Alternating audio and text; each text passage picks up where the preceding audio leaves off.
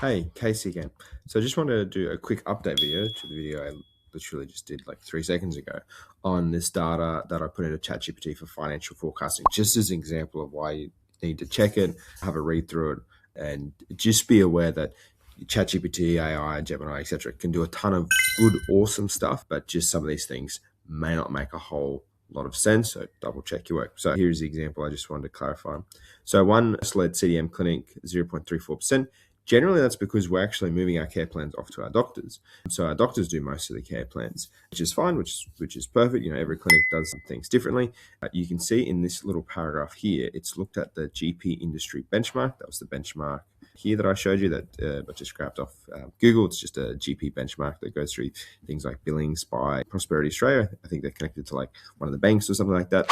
So the Prosperity data said top 20% practices keep nurse admin wages closer to 14% of billings achieved by delegation supported by systems not reducing care quality. Now, this data, which, because I'm familiar with this data, is actually just related to your total billings, as in how much do you spend on salaries for your nurse and your administrative salaries as a percentage of your total billings. So most clinics spend 21.6%, apparently, according to this study, and the top 20% spend 14%. Now, that has absolutely no relevance to a nurse-led CDM clinic. They're two completely different things, right? And so this AI, ChatGPT, which is smart, don't get me wrong, has sort of confused that percentage related to our CDM. So the CDM clinic is like how many care plans are done by nurses. It's not that many because they're mostly done by doctors. So that makes sense. But why this matters, top 20%, that's like no relevance to our care planning process.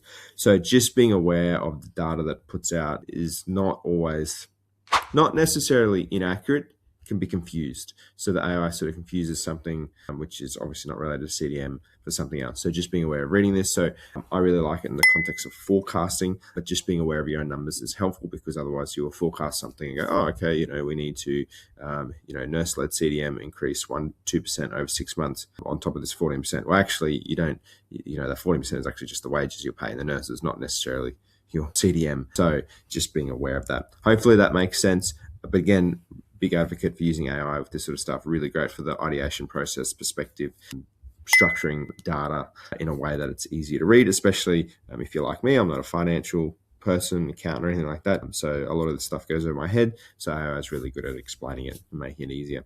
All right. Thanks very much. Bye.